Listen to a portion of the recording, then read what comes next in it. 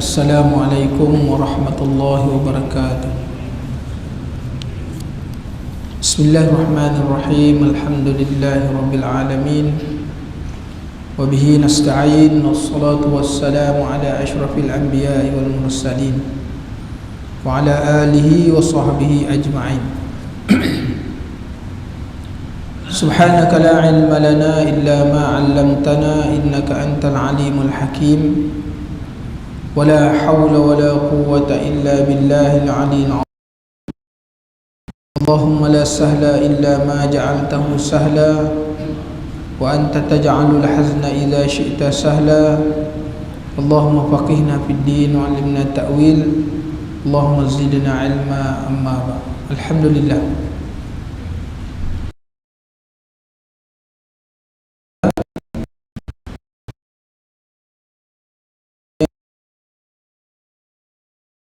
Dalam majlis yang diberkati oleh Allah Subhanahu wa taala, dan malam ni kita berada pada Yaumut Tasu'a. Yaumut Tasu'a ni ialah hari yang ke-9 daripada Muharram. Dan Rasulullah SAW memang menggalakkan untuk kita berpuasa pada 9 dan 10 Muharram. Jadi mudah-mudahan kedatangan bulan Muharram ini kita penuhkan dengan memperbanyakkan ibadat kepada Allah Subhanahu wa taala, insya-Allah. Tuan-tuan muslimin dan muslimat yang dirahmati Allah, kita nak menyambung lagi bicara kita pada kitab yang kita baca setiap bulan 2 kali pada minggu yang terakhir ini. Wasiat iman dan nasihat agama dan wasiat iman yang ditulis oleh Syekh Abdul Haddad ataupun Habib Al-Haddad, Abdullah bin Al-Haddad. Jadi kita nak menyambung bicara kita ni pada tajuk alim yang beramal dan alim yang mencampur aduk. Itu tajuk yang kita nak bicara pada muka surat 104. Qala musannifu rahimahullahu ta'ala wa nafa'ana Allah bi'ulumihi fi daraini. Ketahuilah bahawasanya alim yang beramal dengan ilmunya dan yang dikira di sisi Allah dan Rasulnya sebagai ulama agama dan ulama akhirat mempunyai bukti dan tanda yang dengannya anda dapat membezakan antaranya dengan alim yang mencampur aduk si Allah dan Rasulnya sebagai ulama jual ubat ataupun menurut hawa nafsu dan mengutamakan dunia daripada akhirat. Jadi tuan-tuan, dia ulama ni dia ada terbahagi kepada dua lah secara faham kita pada ayat ini. Habib Abdullah Al-Haddad ini nak menceritakan bahawa ulama ni terbahagi kepada dua. Satu namanya ulamaul akhirah dan satu lagi namanya ulama usul. Jadi ulama akhirah ini adalah ulama yang beramal dengan ilmunya, yang ianya bertepatan dengan Al-Quran dan Sunnah Rasulullah SAW. Itu dia ulama akhirah. Dia beramal dan nampak bukti-bukti dan tanda-tanda dia beramal dengan ilmu. Dan ada juga ulama yang dia mencampur adukkan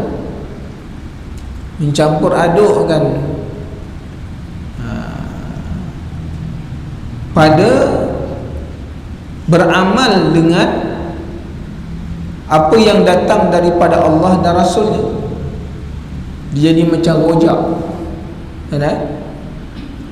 mana-mana yang dia senang, yang dia suka, dia ambil. Mana yang dia tak boleh, tinggal. Kan? Dia macam jual obat dan mengikut hawa nafsu. Jadi ini adalah ulama yang cukup bahaya. Penampilannya seperti pakaian-pakaian ulama, tapi mereka ni mencampur adukkan. Jadi tuan-tuan pun boleh juga kita lihat pada hari ini, kedua-dua jenis ni boleh kita lihat, ada dia punya sifat-sifat dan tanda ni. Maka tanda ulama akhirah itu kata ialah merendahkan diri. Batu Rasul, kerana disebut di dalam hadis Rasulullah sallallahu alaihi wasallam, al-ulama warasatul anbiya. Ulama ni kan pewaris nabi. Jadi apabila dia mewarisi nabi, pewaris nabi, sudah tentu dia akan mengikut sifat dan kepribadian Rasulullah.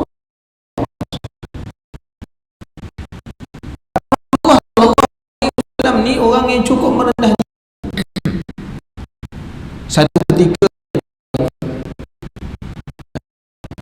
dia bertemu dengan ibu susuan dia, ada Aimatul Sa'diyah. Rasulullah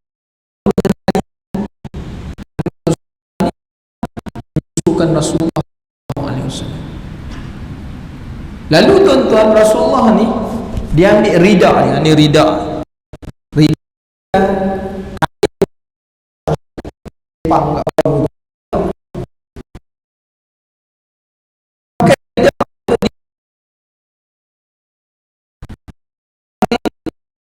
dia suruh Halimatul Sa'diyah duduk di atas rida dia.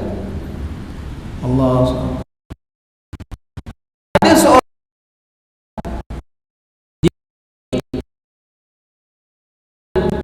orang yang ada golongan VIP lah tuan-tuan, kan? Dia datang dalam majlis Rasulullah sallallahu alaihi wasallam. Rasulullah dia tengok sahabat ni cari tempat, tak ada ruang, tak ada tempat kosong. Tengok kan, tak ada tempat kosong. Dekat lelaki tu, dia kata ambil ridak ni dan duduk atasnya.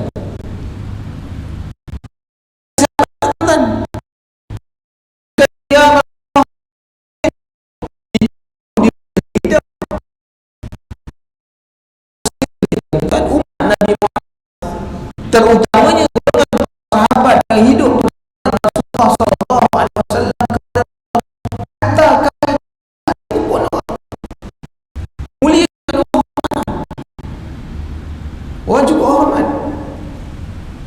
Jadi nak tunjuk Allah tuan-tuan, ketika mana datang Halimatul Sa'diyah bertemu dengan Rasulullah sallallahu alaihi wasallam, Rasulullah bentangkan kain itu lalu diduduk. Dia kata sebagai apa? Menghormati akan ibu susuan dia. Ibu susuan ni ibu lah. Ibu semacam ibu kita. Cuma bezanya dia bukan nasab dia, tapi pangkat ibu tetap ibu. Kita tak boleh berkahwin dengan dia tau. Ada. Dia bukan melahirkannya. Tuan-tuan mulianya Rasulullah sallallahu alaihi wasallam nak tunjukkan Rasulullah sallallahu alaihi wasallam cukup merendah diri. Dalam satu peristiwa yang lain, datang seorang pemuka Yahudi ke rumah Rasulullah sallallahu alaihi wasallam. Ziarah rumah Rasulullah. Kalau rumah orang Arab ni, dia ada satu bangku macam bangku panjang kan, diletakkan tilam, dia kata tilam yang dibuat daripada kapas kan. Jadi Rasulullah sallallahu alaihi wasallam suruh orang ni yang datang tetamu ni duduk di atas, dia duduk di bawah. Tuan-tuan boleh kata rumah tuan-tuan, tetamu duduk atas, tuan-tuan duduk bawah, boleh. Tuan-tuan kau duduk situ, ni gaji belum mati, dia kata mahal tu. Tuan-tuan muslimin dan muslimat, begitulah sifat Rasulullah sallallahu alaihi wasallam, merendahkan dirinya, merendahkan dirinya. Baik itu seorang ulama akhirat ini, dia mesti membawa akhlak Rasul. Pertamanya mesti ada sifat merendahkan diri. kan? Kalau cakap tu suka merendahkan dia. Orang kata Tuan Syekh ajarlah, tak apalah, carilah dulu ustaz-ustaz yang lain, Nana ni tak ada apa pun. Tu takkan hal dia tu pangkat tok guru tu. Banyak lagi dia kata cuba cari orang lain dulu. Kalau tak dapat tu besok bolehlah kita bincang. Boleh bincang, belum tentu mengajar. Boleh bincang. Tu dia tuan-tuan muslimin dan muslimat yang dirahmati Allah. Tu yang dikatakan sifatnya.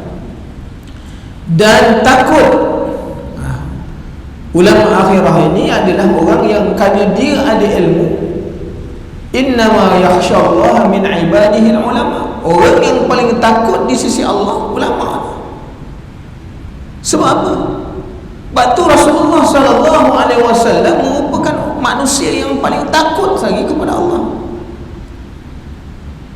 Takut dia kepada Allah. Kerana apa? Rasulullah ni diberikan wahyu oleh Allah. Apatah lagi Rasulullah boleh melihat sesuatu perkara yang tak boleh dilihat oleh mata kasar manusia biasa. Dia boleh lihat alam barzakh. Dia boleh dilihat, Allah Ta'ala lihatkan dia neraka. Ada. Dia boleh melihat malaikat Jibril kita. Dia boleh lihat malaikat maut. Kita tak nampak. Kan? Yang tak nampak tu sebab buat tak reti je tau. Kan? Umur dah tua lah. Buat tak reti je. Malaikat maut kata cukup-cukup lah itu isap rokok kata. Kan? Kan? Jadi tuan-tuan muslimin dan muslimat yang dirahmati Allah, dia baru tahu je. Tapi Rasulullah SAW dalam peristiwa Rasulullah dia nak hampir kepada wafat tu, Rasulullah sendiri melihat, kan, melihat malaikat maut datang. Rasulullah tengok sini. Jadi tuan-tuan muslimin, jadi dengan sebab itu orang yang paling takut ini di kalangan ulama ni lah orang berilmu. Sebab dia sebut ulama tu dia ambil daripada kata dasarnya alim. Sebab dia mengetahui tu dia jadi orang yang paling takut di sisi Allah Subhanahu Wa Taala. Kerana sifat khauf dia tu adalah sifat yang paling tinggi. Takut dia. Dia takut ini bukan umpama seseorang itu takut daripada binatang buas. Kalau takut daripada binatang buas, orang akan lari. Dia takut ini ialah takut dia kepada Allah yang menyebabkan dia makin hampir kepada Allah. Sayyidatina Aisyah radhiyallahu anha mengatakan, "Ya Rasulullah, engkau ni seorang rasul, diampunkan dosa yang lalu, yang tak akan datang diampunkan oleh Allah. Kenapa masih lagi beribadat sampai bengkak-bengkak kaki?" Maka Rasulullah kata apa? "Afala akunu 'abdan syakur." Tidakkah aku ni orang yang bersyukur? Syukur itu lantaran kan ada sifat takut dengan Allah. Kan ada sifat takut. Batu ibadat sampai bengkak-bengkak kaki. Kan? Kerana takut maknanya nikmat yang Allah Ta'ala beri pada dia tu ditarik balik. Sebab tu Rasulullah kata nikmat yang Allah Ta'ala beri dengan sebab dikurniakan aku menjadi rasul ini, kalau nak banding dengan semayang bengkak kaki ni, tak ada nilai, tak ada. Tak boleh nak bayar. Sebab tu tengok tuan-tuan muslimin dan muslimat yang dirahmati Allah. Yang itu kita kena faham. Hari ni kita dapat nikmat banyak tuan-tuan, kita ada perasaan takut dengan Allah? Nah, ada tak perasaan takut dengan Allah? Bila takut tu banyak bersyukur. Banyak bersyukur dapat buat taat. Taatnya lagi tinggi, lagi tinggi. Kan? Tuan-tuan muslimin dan muslimat yang dirahmati Allah. Yang ketiganya sifat ulama akhirat ni, dia bimbang. Bimbang. Apa maksud bimbang tu? Ialah maknanya bimbang amalannya tak diterima. Imam Syafi'i kata apa? Sesungguhnya kematian ini memisahkan manusia dengan dunia. Dan aku ni makin hampir, hampir dekat kematian.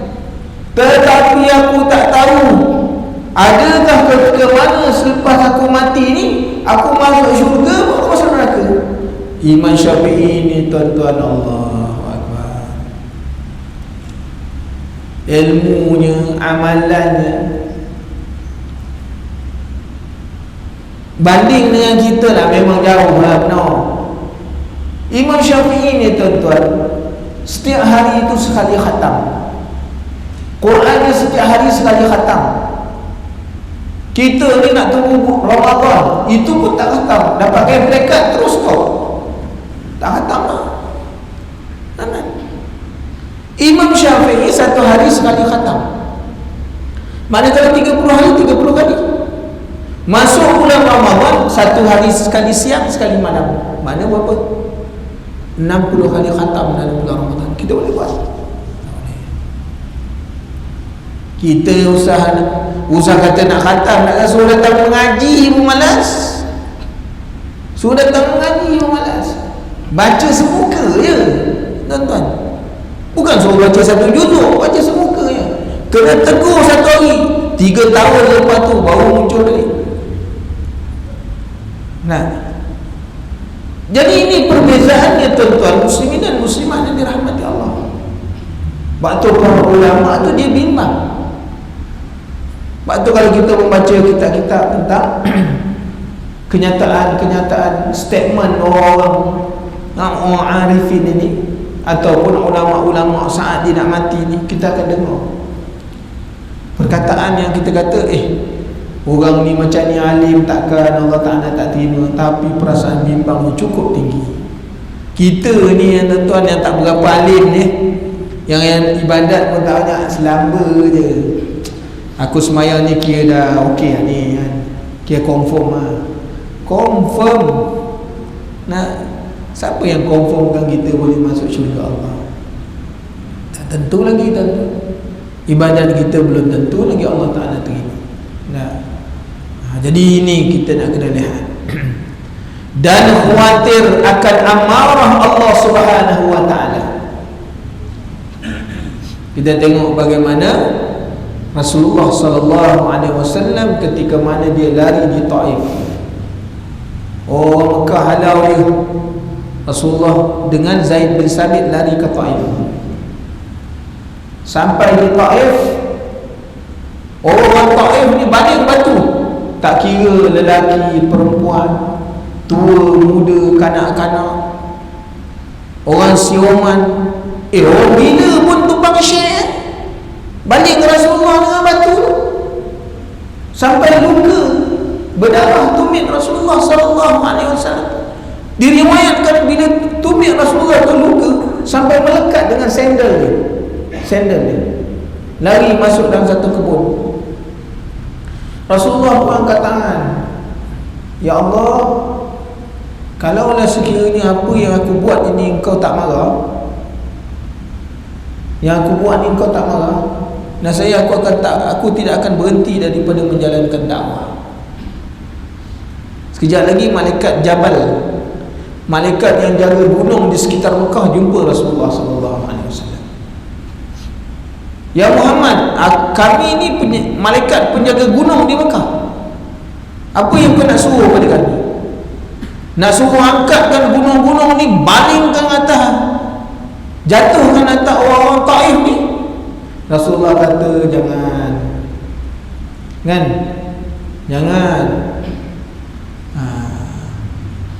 Allahumma yahdi qaumun fa innahu la ya'lam. Ya Allah, sesungguhnya mereka ni tidak mengetahui.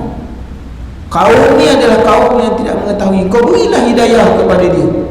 Sebab tu Rasulullah kata, wahai malaikat, aku mengharapkan besok generasi-generasi, hari ni mungkin orang ni sesat, menentang aku.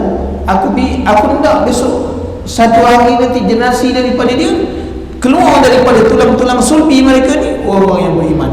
Memang betul doa Rasulullah diperkenankan selepas daripada itu lahir Taif ni semua orang beriman kepada Allah.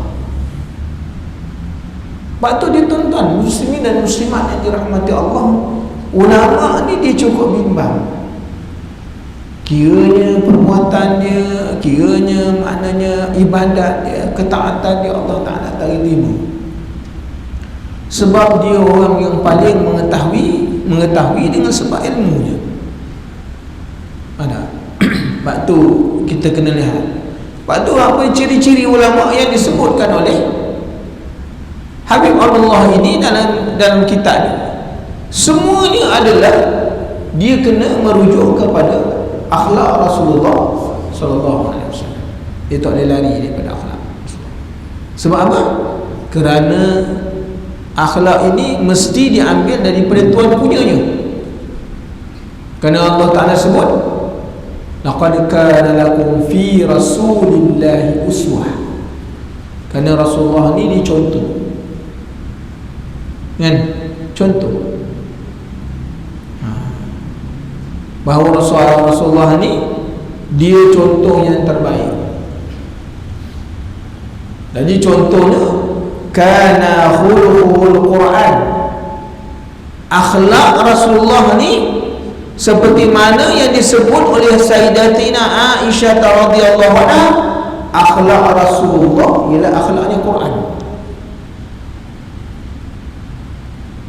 Agaknya tuan-tuan, kalau kita balik kan, kita tanyalah isteri kita, cuba awak bercakap jujur, macam mana akhlak abang ni? Sayyidatina Aisyah ketika mana sahabat tanya macam mana akhlak Rasulullah, dia sebut dengan yakin tuan-tuan, akhlak Rasulullah ialah akhlak Quran. Agaknya kita balik rumah kita cuba-cuba buang-buang cakap, kita dah berkahwin 40 tahun, macam mana akhlak abang ni? Dia kata, jangan cakap bohong. Bohong besok gaji tak ada. Dia kata, kalau abang dah cakap macam tu, perangai abang memang teruk je. Kedekut pun je, tangkai jering tu. Oh, waktu tu keluar tobat, memang besok pun tak dapat gaji je. Cakap betul pun memang tak dapat gaji. Tuan-tuan muslimin dan muslimat yang dirahmati Allah, sebab tu kita tengok Aisyah beritahu akhlak Rasulullah, akhlak Quran. Kerana akhlak itu bertepatan dengan apa yang datang daripada Allah Subhanahu Wa Taala, yang Allah Taala ceritakan. Sebab tu kalau kita tengok Rasulullah nak disebut dalam Al-Quran, laqad ja'akum rasulun min anfusikum azizun 'alaihi ma 'anittum harisun 'alaikum bil mu'minina raufur rahim. Telah datang daripada kamu seorang manusia yang kita sebut tadi, Rasulullah sallallahu alaihi wasallam ni, daripada kalangan kamu, orang yang cukup mengambil berat tentang masalah orang, cukup mengambil berat masalah orang lain, memikirkan bagaimana nasib umat dia, kan? Rasulullah ni cukup mengambil berat. Satu hari tuan-tuan, malaikat Jibril datang jumpa Rasulullah sallallahu alaihi wasallam. Datang jumpa Rasulullah. Malaikat Jibril ceritakan kepada Rasulullah bahawa dalam neraka ni banyak lubang dia. Banyak lubang, ada 7 lubang. Menceritakan bagaimana orang dalam neraka. Lubang yang pertama, tempat yang pertama, dasar yang paling bawah sekali, orang munafik. Masuk lubang yang kedua, orang penyembah berhala. Ketiga, keempat, Yahudi, Nasara. Sampai kepada tingkat yang ketujuh, malaikat Jibril silent. Silent, senyap. Rasulullah tanya, wahai Jibril, di tingkat 7 ni siapa dia? Malaikat Jibril tak jawab. Tak jawab apa. Tanya lagi, wahai Jibril, tingkat 7 tu siapa penghuni dia? Tak jawab juga. Tanya lagi sekali, ya Jibril, beri khabar kepadaku tingkat yang ke-7 tu siapa? Maka Jibril pun kata, wahai Muhammad, tingkat yang ke-7 itu adalah terdiri daripada umat-umat engkau yang fasik, yang buat dosa. Terus Rasulullah pingsan bila dengar umat dia banyak masuk neraka Allah Ta'ala. Tuan-tuan, agak-agak kita macam mana tuan-tuan kalau dengar macam tu? Nah, kita hari ni kalau ahli keluarga kita meninggal, tak ada apa-apa benda. Dah dia kata yang dah jalan tu nak buat macam mana, biar kalau dia jalan dengan tenang. Itulah perkataan yang Rasulullah ni pingsan tuan-tuan, pingsan. Dengar bahawa tingkat yang ketujuh tu dia punya penghuninya adalah ramai daripada umat-umat Nabi Muhammad sallallahu alaihi wasallam yang buat dosa. Rasulullah pingsan. Tersedar daripada pingsan, Rasulullah menangis terisak-isak. Maka disebut dalam riwayat Rasulullah ni bersujud selama 3 hari. Sujud 3 hari. Dia bangkit daripada sujud kerana nak mendirikan solat dia. Bila Bilal melaungkan azan iqamah, baru dia bangkit. Lepas tu sambung balik. Keadaan tu sama 3 hari tuan-tuan. Kerana apa Rasulullah buat begitu? Kerana terlalu sayang dia kepada umat-umat dia. Benar? Kita pun belum tentu sayang kita kepada anak kita sampai macam tu tuan-tuan. Belum tentu. Tapi Rasulullah SAW, kita ni bukan dia punya anak sebagai umat, tapi sayangnya Rasulullah SAW kepada umat ni luar biasa. Ini luar biasa. Maka inilah sifat ulama yang perlu ada. Ulama tu perlu ada sifat yang demikian. Sayangkan fikir macam mana orang yang hidup pada zaman dia, sahabat-sahabat, kawan-kawan sama-sama pergi minum, dah tua-tua semayang tak lagi, risau tu ulama tu risau. Jadi tuan-tuan muslimin dan muslimat yang dirahmati Allah, mereka ini zuhud pada mata benda dunia. Zuhud maknanya tuan-tuan, tidaklah mereka ni terlalu loba kepada dunia, tidak terlalu loba mengambil kadar yang perlu, tidak berlebih-lebihan. Rasulullah tu tuan-tuan, jangan tuan-tuan kata Rasulullah miskin. Rasulullah ni kaya tuan-tuan. Rasulullah kaya, tapi Rasulullah dia kekayaan tu tak melupakan dia kepada Allah. Ada?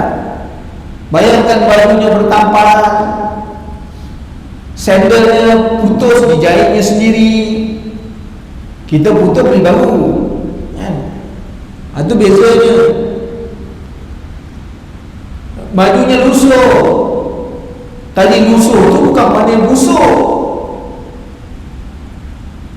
Rasulullah ni orang yang cukup kemas. Nah, tu maknanya tuan-tuan, makna Rasulullah ni orang yang zuhud. Rumahnya sederhana.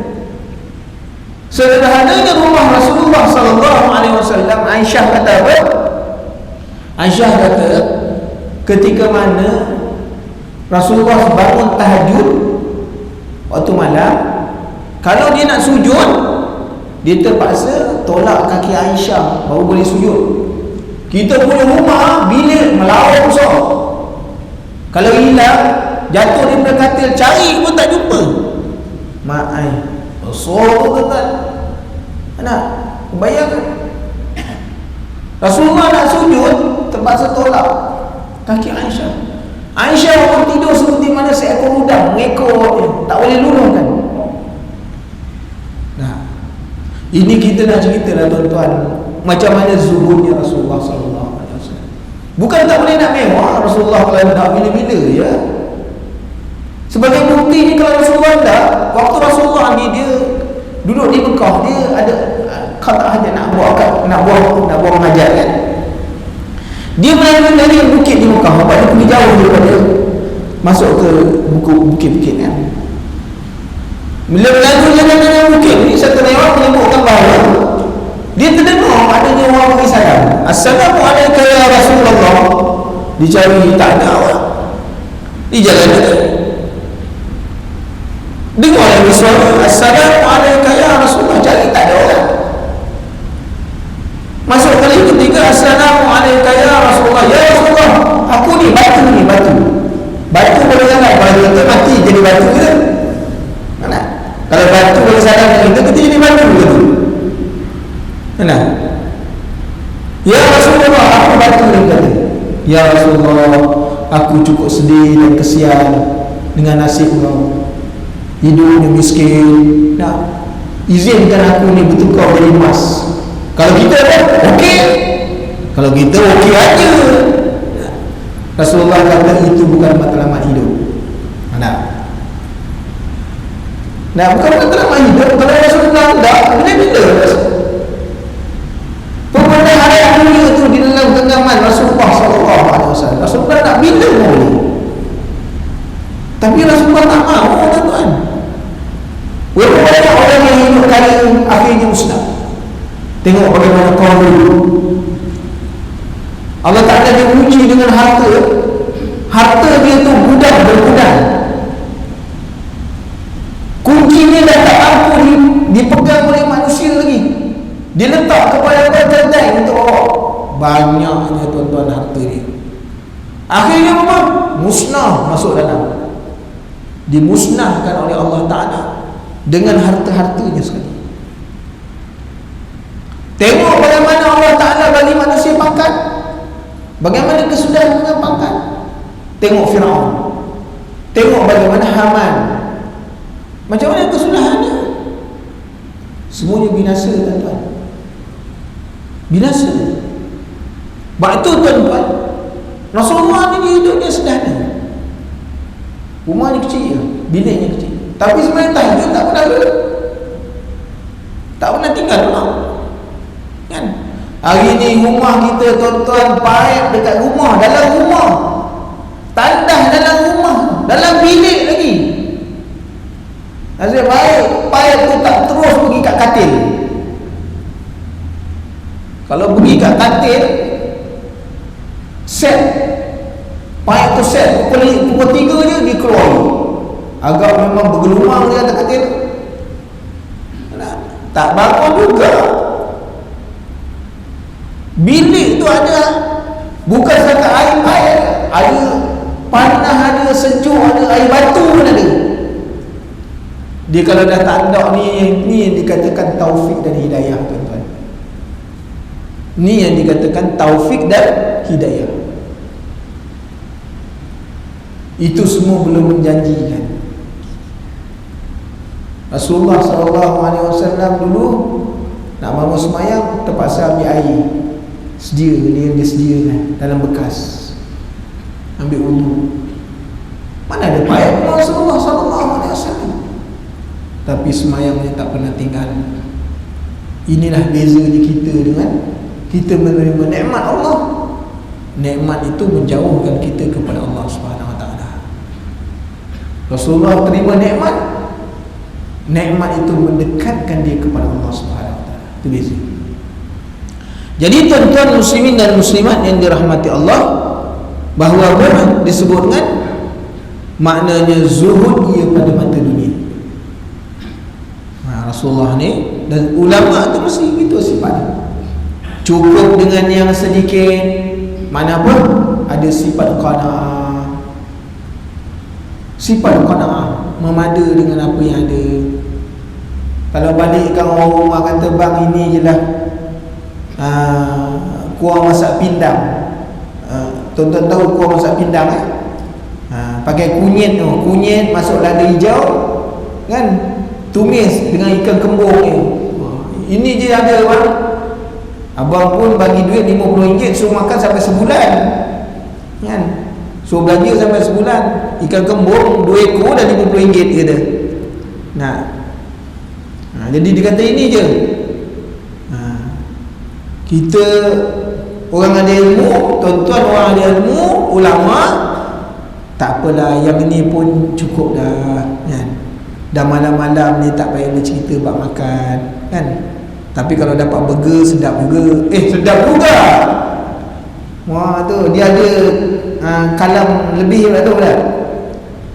Ini tuan-tuan, muslimin dan muslimat yang dirahmati Allah, bagaimana Rasulullah SAW dari sifat qanaah dia, balik daripada sembahyang duha, masuk rumah Aisyah, ya wahai Aisyah, ada apa-apa nak makan hari ni? Tak ada ya Rasulullah. Kalau menyatu puasa, boleh tentu buat. Balik besok, keluar balik daripada sembahyang subuh, lepas nak sembahyang sejadah, balik rumah. Ada apa-apa nak makan? Tak ada. Terlingkup periuk terlingkup. Rasulullah kata kita puasa, puasa. Ini dia tuan-tuan sifat yang wujud daripada seorang Nabi yang dicontohi oleh para ulama akhirah. Suka berlapar, ada makan kadar apa. Bayangkan tuan-tuan, Imam Nawawi, salah seorang daripada imam mutaakhir, jauh dia, seorang ulama, zuhud dia ni tuan-tuan, muslimin dan muslimat yang dirahmati Allah. Kalau dia berbuka apa, satu teguk air, makan pun tak ada. Tuan-tuan kena pergi ke Palestin. Kalau tuan-tuan pergi ke Palestin, tuan-tuan jangan lupa pergi ke rumah Salman Al-Farisi. Kecil je tuan-tuan dia punya rumah. Rumah tu sekarang ni jadi masjid dan didirikan dekat situ ada tahfiz. Kecil je bilik. Pada waktu itu dia menjadi pemimpin, gubernur yang dilantik oleh Sayyidina Umar Al-Khattab radhiyallahu anhu. Dilantik gubernur ke Baitul Maqdis. Dia beri syarat kepada Umar, kalau nak nanti aku jadi pemimpin boleh, tapi jangan paksa aku. Mana-mana tempat aku nak duduk, kau tak boleh paksa. Kita sini kalau dah jadi pemimpin mesti ada rumah dia, kau kena duduk je tu. Nak duduk tempat lain tak boleh.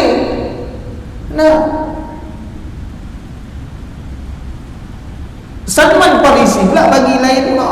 Aku tak mau duduk mana rumah yang kau tetapkan. Aku nak duduk rumah sendiri. Duduk je rumah kecil. Orang kata wahai pemimpin, kenapa duduk macam ni? Aku tidak mahu lari daripada contoh Rasulullah SAW. Rumahnya kecil ya tuan.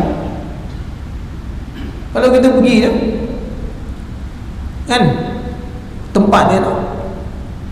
Kalau pergi tadi beritahu, cakap nak pergi ke Masjid Salman Al-Farisi di bawah. Betul atau bukit? Di situlah tempat rumah ni. Kecil je lah. Saiz masjid tu boleh isi beberapa orang je, dalam 50 orang ni gitu. Bilik dia kecil tu bilik. Kita kata Allah zuhudnya pemimpin.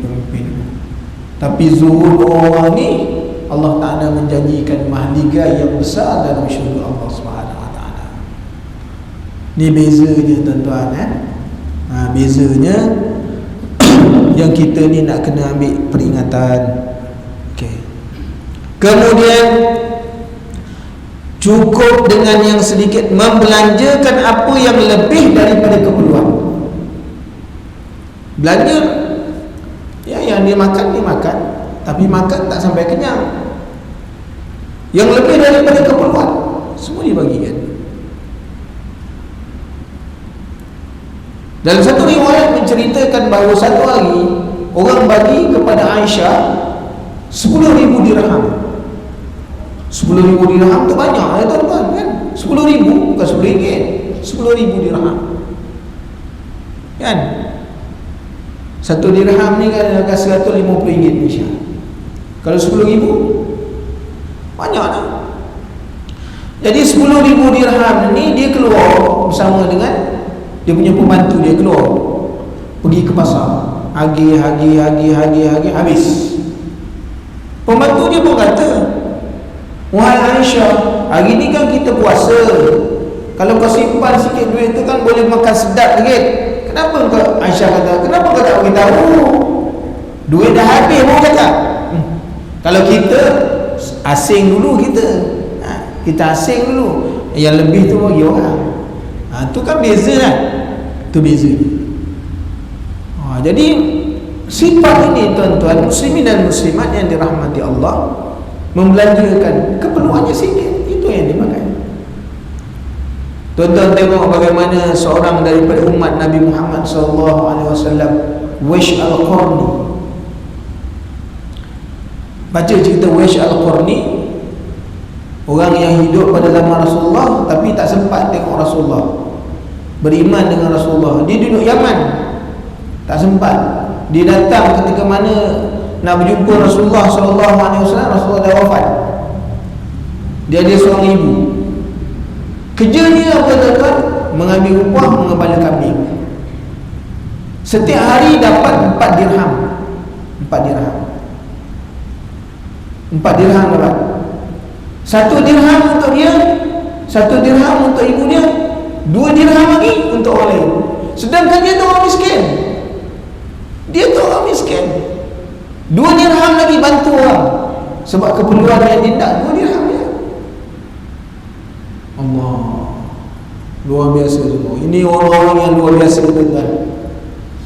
Sebab tu kalau kita lihat, kita baca kisah Waish Al-Qarni ni, Rasulullah kata, wahai Umar, ketika mana besok aku tak ada, kau cari orang ni, namanya Waish Al-Qarni, namanya masyhur di langit. Penduduk-penduduk langit semua kenal dia, penduduk bumi tak kenal. Doa minta, kalau kau jumpa dengan dia, tandanya begini-begini, jumpa dia, minta doa, kerana doa dia mustajab. Orang yang masih hidup, namanya dia sebut dah, glamournya dekat langit tau. Kita duduk sini, orang kampung pun tak kenal. Orang kampung tak kenal, Pak Imam pun tak kenal kita kan. Ustaz nak kata wakil rakyat, Pak Imam pun tak kenal. Awak ni daripada mana? Saya orang kampung ni. Pak Imam kata tak pernah nampak, masa tak pernah datang masjid. Muslimin dan muslimat yang dirahmati Allah, ada. Jadi maknanya membelanjakan apa yang perlu dan memberi nasihat kepada manusia, kepada orang ramai. Kerja tiap-tiap hari bagi nasihat, bagi nasihat. Inilah tugas-tugas ulama. Tengok macam apa? Apa ni, Imam Ghazali, Imam Abu Hanifah masuk penjara. Imam Abu Hanifah tu bagi nasihat tu, masuk, terpaksa masuk penjara, keluar penjara, kerana bagi nasihat dia. Syekh Izzuddin Abdul Salam dibuang negeri tuan-tuan, kerana bagi nasihat. Beri nasihat kepada raja minta dia keluarkan satu fatwa, boleh mengambil hasil kepada masyarakat, kepada rakyat kan, untuk maknanya menguatkan ekonomi. Kena kutip, Syekh Izzuddin Abdul Salam tak keluarkan fatwa, sebab dia kata tak boleh, haram hukum sama sekali ambil harta rakyat, kerana setiap daripada orang yang bekerja di dalam pesuruh-pesuruh, pelayan-pelayan dekat dalam istana, setiap orang sekurang-kurangnya ada satu bungkal emas. Kau kutip ni orang ni dulu, yang 1000 orang ni dalam istana ni kutip, tak cukup, baru boleh keluarkan fatwa. Kena buang negara tuan-tuan, kena buang negara. Kerja bagi nasihat, ya tak? Nasib ya.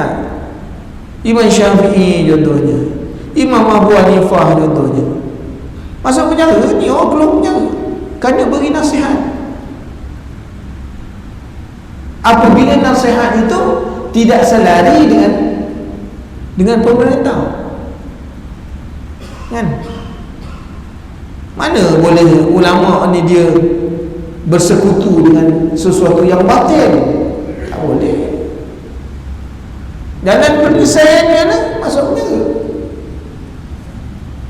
ya, masuk penjara. Tak ada pun lari meninggalkan negeri. lari tempat lain kalau nak selamat. Jadi begitulah keadaannya tuan-tuan muslimin dan muslimat yang dirahmati Allah. Menyayangi dan belas kasihan terhadap mereka. Kalau contoh Rasulullah ni memang kita tengok ada. Ya. Akhlak Rasulullah ni orang yang cukup menyayangi dan belas kasihan. Betul, Rasulullah menyayangi anak-anak yatim, ibu-ibu yang kematian suami, yang suaminya pergi berjihad. Rasulullah pergi ambil tahu mana-mana suami yang isteri yang kematian suami itu pergi berjihad jalan Allah. Rasulullah pergi ambil tahu, tanya apa khabar, cerita dia. Waktu ketika mana Abu Ja'far bin Abi Talib meninggal dunia dalam medan peperangan, Rasulullah ni dia tengok. Sebab tuan-tuan, dia kalau sekiranya peperangan yang diikuti oleh Rasulullah sallallahu alaihi wasallam kan dinamakan dia ghazwah. Tapi ada juga peperangan yang Rasulullah tak ikut, tapi Rasulullah memberi arahan daripada jauh.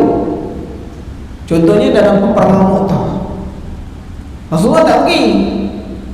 Mu'tah ni kan di Jordan, Rasulullah duduk di Madinah. Itu juga dikatakan ghuzwah. Kenapa? Sepatutnya ghuzwah ni Rasulullah pergi, tapi Rasulullah beri arahannya. Rasulullah tengok seolah-olah ada TV kat depan. Rasulullah beritahu, tu kat belakang tu ada musuh. Orang yang dekat Mu'tah tu dengar suara Rasulullah, ni pergi sini, pergi sini, pergi sini.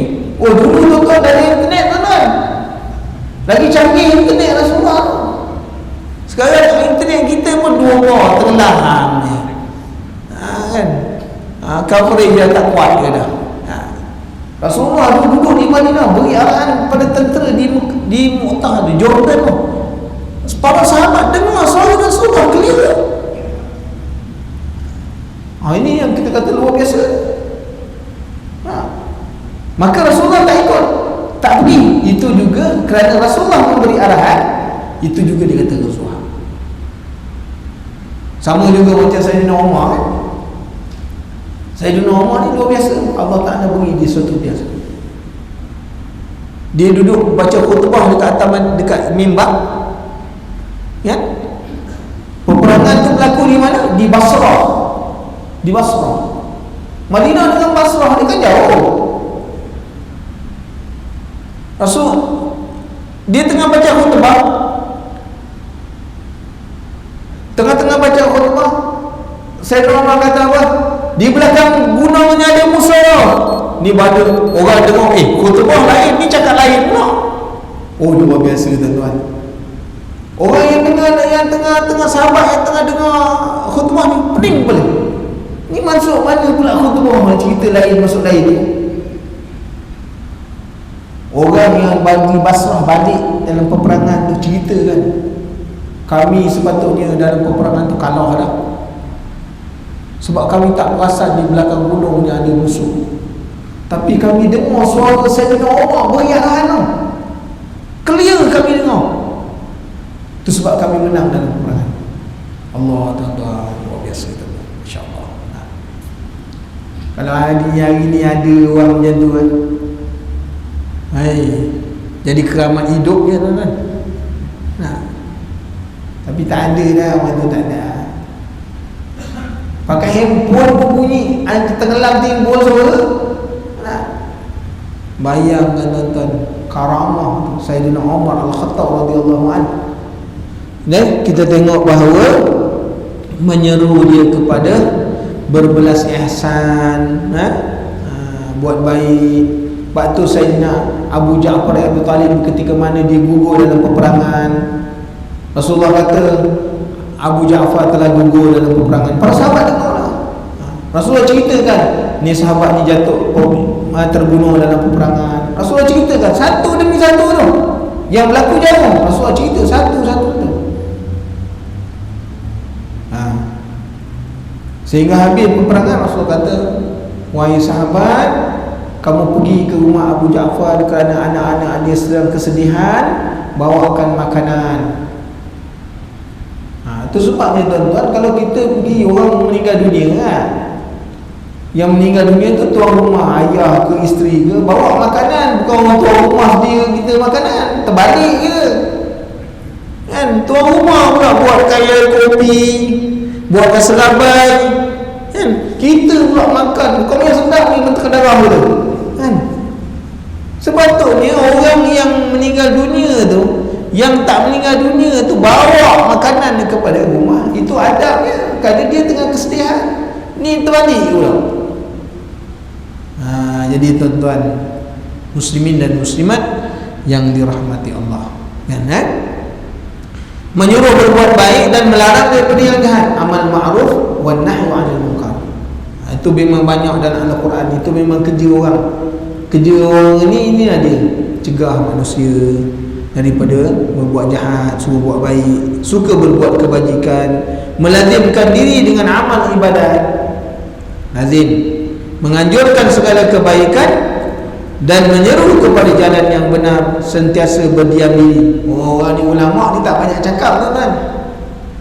Ulama ni dia tak banyak cakap. Dia cakap apa yang perlu. Perlu cakap, tak perlu diam. Sebab tu keluar hadis Rasulullah sallallahu alaihi wasallam menyebutkan, man kana yu'minu billahi wal yawmil akhir falyakul khairan aw liyasmut. Jadi ulama-ulama ni, dia kalau nak bercakap dia yang baik-baik je. Mana menegah manusia itu termasuk perbuatan baik. Ya. Kalau tak ada nak cakap apa, orang ulama ni dia diam, senyap je. Senyap je. Kami duduk mengaji di Mesir, Tok guru kami ni, Tok guru kami, guru-guru Quran, kita syekh-syekh Quran ni, dia tak cakap banyak, senyap. Kalau dia duduk seorang-seorang dalam masjid, senyap je. Kalau tak ada orang Malaysia datang, dia dengan orang Arab, dia tak berapa, dia senyap, tak banyak bercakap. Orang tu diam dia lebih afdal daripada bercakap dia. Jadi tuan-tuan muslimin dan muslimat yang dirahmati Allah, dan insya-Allah nanti kita sambung lagi bicara kita ni. Banyak perkara yang kita nak hubung kaitkan dengan akhlak dan kepribadian Rasulullah sallallahu alaihi wasallam. Ceritanya kalau satu-satu daripada sifat akhlak ulama ni, tuan-tuan nak cerita satu-satu ni, semua sifatnya daripada Rasulullah, kan? Akhlak ialah akhlak Quran. Memang tak habis cerita tuan-tuan. Muslimin dan muslimat, kita cerita ringkas-ringkas sajalah. Tunjukkan ulama mesti berperbadian yang demikian. InsyaAllah nanti kita sambung lagi bicara kita, insyaAllah. Bismillahirrahmanirrahim. Alhamdulillahi rabbil alamin, wassalatu wassalamu ala asyrafil anbiya'i wal mursalin wa ala alihi wa sahbihi ajma'in. Allahumma inna nas'aluka 'ilman nafi'an wa rizqan thayyiban wa 'amalan mutaqabbala. Allahumma faqihna fid din wa 'allimna at-ta'wil. Subhanakallahumma wa bihamdika asyhadu an la ilaha illa anta astaghfiruka wa atubu ilaik. Subhana rabbika rabbil izzati amma yasifun, wassalamun alal mursalin, walhamdulillahi rabbil alamin. Barakallahu fiikum. Wassalamu alaikum.